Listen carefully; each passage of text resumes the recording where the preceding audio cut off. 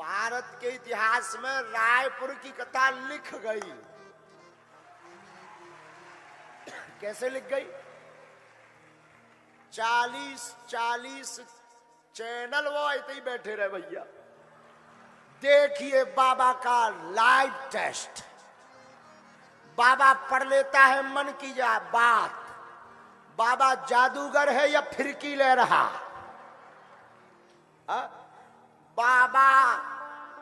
बाबा का तिलिस्म रहस्य, बाबा की माया नगरी देखिए। क्या अपने लोगों को बाबा बिठा करके उठाता है? बाबा बड़ा जोशीला, गुस्सा में मारता है ठटली। कल एक हेडिंग नहीं थी, कल की हेडिंग, बागेश्वर के बाबा तूने कर दिया बवाल। अद्भुत आनंद। और रायपुर में ये आनंद तो गजब ही रहा ना। अरे कुछ भी हो, झंडा गड़ गया।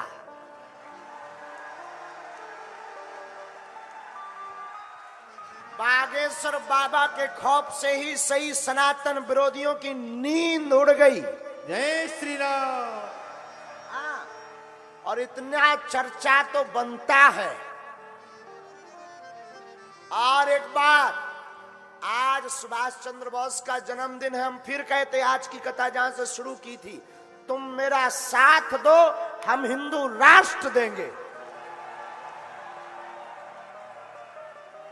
लेकिन सौगंध है तुम्हें अपने अपने ईमान की, एक बूंद भी सनातन का हो।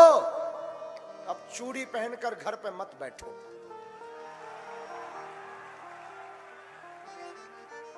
तुम मेरा साथ दो। लेकिन एक बात बोले पत्रकार महोदय, अपना मठा कोई पतला नहीं कहता है, ये मत समझिएगा। ये लोग कह रहे हैं कि बागेश्वर बाबा सनातन का झंडा गाड़ दिए। Bageshwar Baba means Hanuman ji. I am not Bageshwar Dham सरकार, I am only Dhirendra Krishna.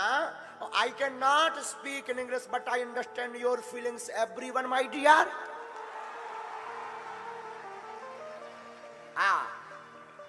तो मेरे माई बाप सच बतावे, भारत के इतिहास में काऊ पादरी इतना एक्सपोज नहीं भया। और 40 करोड़ लोग बागेश्वर धाम के साथ हुए हैं। क्यों? क्योंकि सच कह रहे हैं। हम कोई महिमा गाने के लिए बात नहीं कह रहे। हम ना चमत्कारी हैं, ना हम कोई ईश्वर हैं, ना हम कोई आपसे प्रमाण पत्र चाहते कि हमारे पास शक्ति है। हम सिर्फ इतना कहते, हमें बालाजी ने जो दिया वो है, लेकिन हम सनातनी हैं। जो है वो तो है। और फिर कहते हैं, किसी को भी लगता हो भगवान नहीं होते, दिव्य शक्तियां नहीं होती, तो welcome to you Bageshwar Dham दरबार।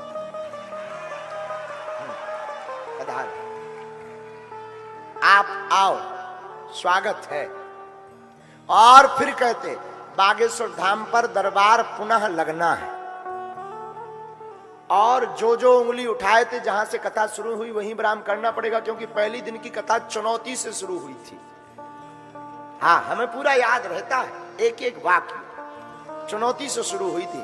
तो विराम भी हम ये कर रहे हैं कि जब चुनौती से कथा शुरू हुई, तो हम फिर कहते, भारत के इतिहास में हम पर इन संतों का ऐसा आशीर्वाद है, इन ब्राह्मणों का आशीर्वाद है, हमारे गुरु ने हमें चुना है। हम ये कहते हैं, कोई भी पादरी या मौलवी या भारत का जो व्यक्ति कहता हो कि ईश्वर नहीं होता, कोई दिव्य शक्ति नहीं होती, किसी भी लेवल से वो आकर के सामना कर ले, ठटरी बरेगी। हर बार ठटरी बरेगी। हाँ, जितनी हमारी सामर्थ्यता है। हम ये नहीं कहते, हम कोई दावा करते कि हम शक्ति दिखाएंगे कि क्या दिखाएं।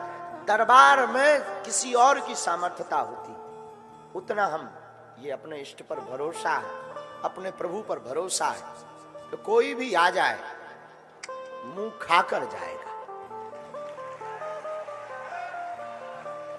और आप कहो कि ये माइंड रीडिंग है, माइंड रीडिंग में व्यक्ति सामने चाहिए।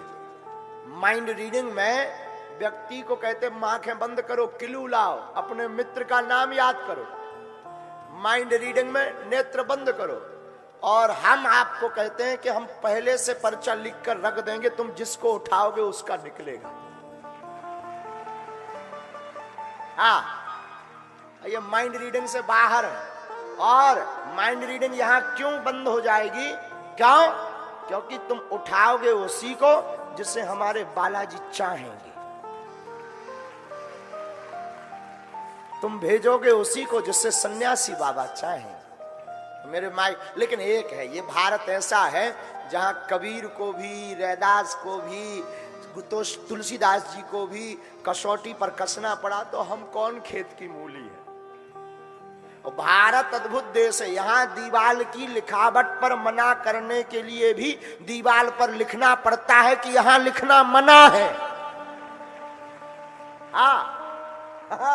ये यही पाया जाता है, यहाँ लिखना पड़ता है, यहाँ लिखना, उसके लिए भी लिखना पड़ता है, उसके लिए भी लिखना पड़ता है। और दुनिया भी अद्भुत है, अद्भुत अद्भुत है। तरह तरह के लोग कुछ ना कुछ वो बोलेंगे। भैया कितना भी भगवान राम को टिप्पणी करने से नहीं छोड़ा, हमें कब छोड़ेंगे? हमें किसी से कोई बुराई नहीं, कोई टिप्पणी कर रहा उसको thank you very much and same to you.